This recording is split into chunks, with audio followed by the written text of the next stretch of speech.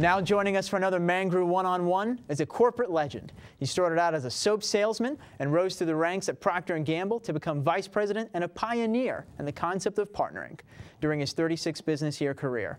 Now he's become famous for an open letter that he wrote to President Barack Obama that has received millions of hits on the internet and made him a Tea Party sensation, Lou Pritchett. Lou, it's great to have you on the Mangru Report today. Dan, I am delighted to be with you, and I appreciate your asking me. Thank you. Now, Lou, you've been peacefully retired 21 years, a long way from your P&G days. So why stir up the pot now? Well, I didn't intend it that way, Dan. Actually, I had never been involved in politics other than voting in presidential elections since maybe 52, 53. I'd never been involved at all. I mean, whoever won, that was fine with me.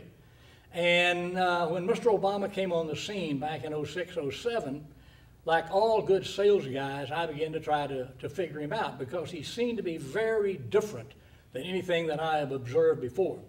So the more I watched, the more I got involved. The more I got involved, the more frightened I became. And that's when I wrote the first letter. Now, in your letter, you write, "You scare me because you have never run a company or met a payroll. And with Obama and 92% of his cabinet lacking any private sector experience, how do you think running a company could make them better government leaders?" People in government who've dedicated their lives to government, done nothing else, they really don't know what the real business world is all about.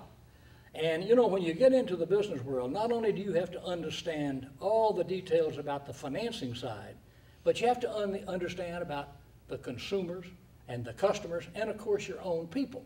And you've always got 5 or 6 balls being juggled in the air. And the last thing in the world you do in a corporate environment or even a small business environment is you don't just stand up in the morning and say, well, I think I'll do this or I think I'll do that. What you do is you think, you plan, you try to understand, and you are constantly reading the vibes to see what's happening. If your customers decide they're not going to buy your product or don't like it, you begin to shift. You don't try to shove things down their throat and say, take it or leave it. Now, you've been critical of President Obama on his handling of the bailouts, in particular GM, General Motors, and knowing that letting GM fail would have cost over 1 million+ U.S. jobs and one of the weakest job markets in all of United States history. If you were president, would you have made the same decision that Barack Obama did? Dan, this may sound harsh to those potential people who have lost jobs, but I still think that in the business environment, that you simply, I don't believe that anything is too big to fail.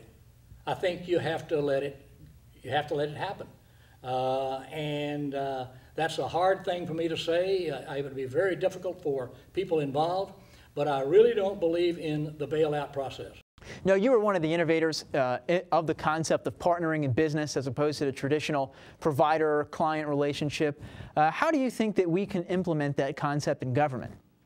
The rule for me would be their involvement should be one as a constituent, one as a listener, one as a helper, not one as a dictator.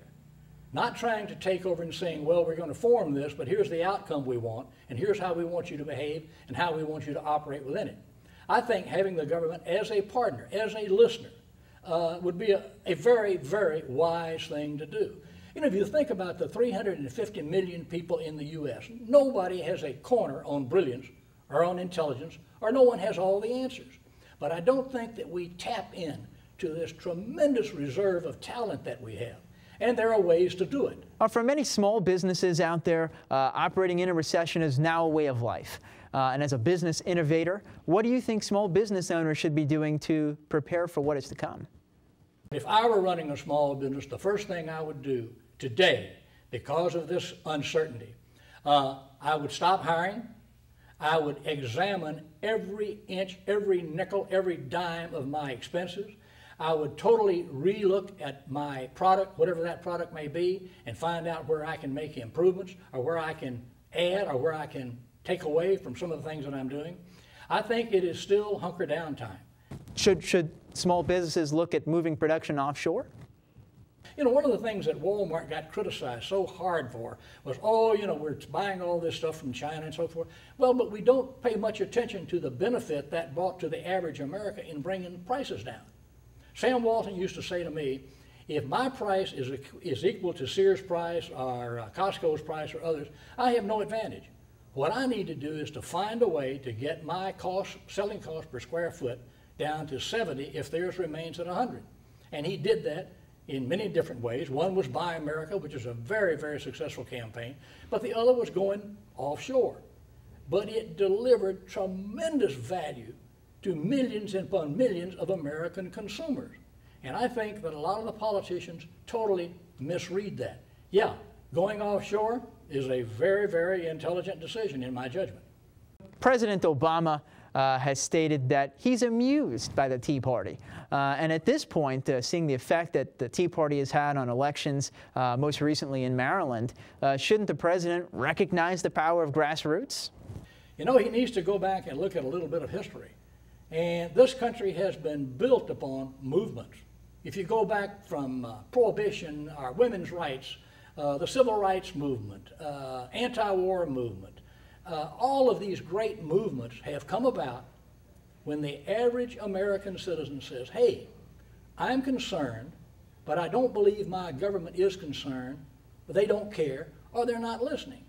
And these movements grow and they become powerful and they change history. Lou Pritchett, corporate legend, retired P&G executive and Tea Party patriot. Lou, thanks for coming on the Mangru Report today. Dan, thank you very much for having me. My pleasure.